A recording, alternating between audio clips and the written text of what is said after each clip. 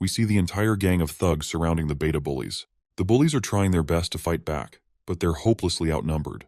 The orange head tells Youngchan to just run, and the blonde one even tells him he shouldn't tell Jin about this. So it looks like this pussy has abandoned his friends in the middle of the fight and is now trembling at the thought of how those beta bullies are going to handle an entire gang of kids from Gosok Tech. His phone rings abruptly, which scares the hell out of him, and it's our boy Jin calling. Back with the beta bullies, Jae-hyung knocks out a thug with a single punch, but then gets hit by another guy. He quickly retaliates with a kick to the gut, sending the thug tumbling backward. Meanwhile, the blondie is also taking down thugs left and right. After taking down a lot of these guys, the duo looks completely exhausted.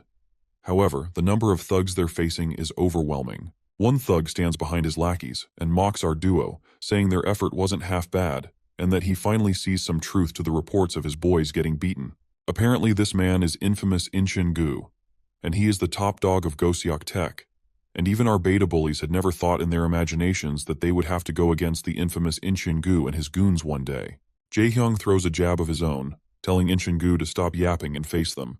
Inchan is clearly annoyed to hear this, and responds with a furious glare, while Orange Head continues to taunt him, asking if he's afraid of embarrassing himself in front of his boys. Inchan takes the bait and charges at them like a raging bull. As soon as he swings his fist with incredible speed, Orange Head sidesteps it effortlessly.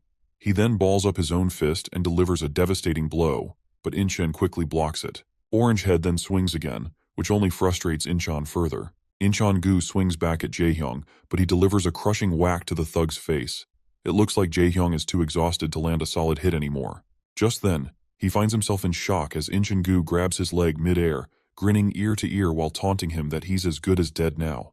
With that, Inchan Gu delivers a brutal punch that leaves Jae-hyung's face a bloody mess. But this bastard doesn't stop there. He follows up with a knee smash that sends Jae-hyung sliding across the ground. Meanwhile, the blondie is also in trouble. He gets a skull-crushing blow from a thug behind him while he's distracted and worried about his friend. Once he's down, the thugs begin pounding on him relentlessly. Inchan Gu also continues to beat the hell out of Jae-hyung, his shoes now covered in blood and grime.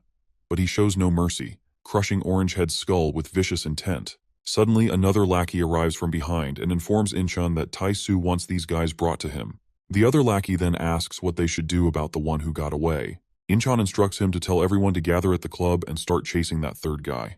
It seems like they're talking about Youngchan, and it looks like this scaredy cat has finally run into our boy. He fills everyone in on what happened, how the Gosok Tech guys came in and jumped them, and how they seemed pretty pissed off about what went down a few days ago. He further explains that they were caught off guard, but Jae-hyung and Hyukjin quickly managed to fight back until Inchin Gu showed up.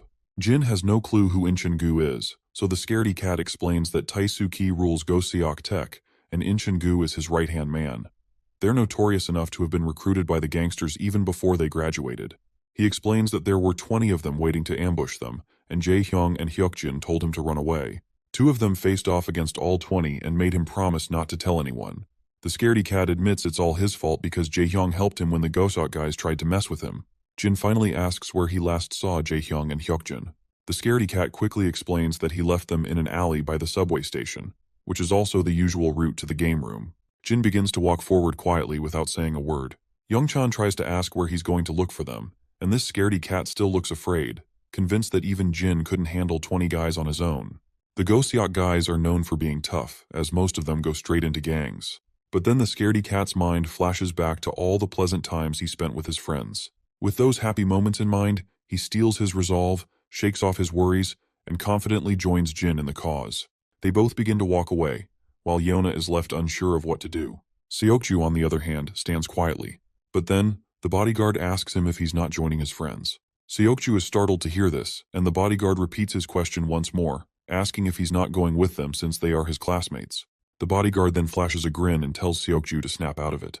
He reminds Seokju that even though he might hang around suits like the guard himself, he's still a high school kid, just like those two. Seokju thinks for a moment, and then a smirk spreads across his face as he finally makes up his mind. He turns to Yeona and lets her know that he'll be back in a few minutes, and that it won't take him long. The girl is caught off guard by his unexpected behavior, and as he walks away, she thinks to herself that she has never seen a look like that on his face before. Suddenly, Yeona announces that she's tagging along too, but her guard quickly cuts her off, saying she can't get mixed up in any trouble, and he's sure those two will be able to handle it quite easily. Yeona is clearly annoyed by her guard's party-pooping attitude, and she quickly turns her gaze away to express her frustration, leaving the poor guard sweating profusely. Meanwhile, Young-chan is still worried because he knows Jin is a hardcore fighter, but he's not sure if he can handle 20 guys. His worries seem unwarranted when he sees Seokju joining them in their cause. Jin glances over his right shoulder, and Seokju simply states that he's joining as well since they are his classmates too. This makes Jin smile, and the trio struts down the path with full confidence.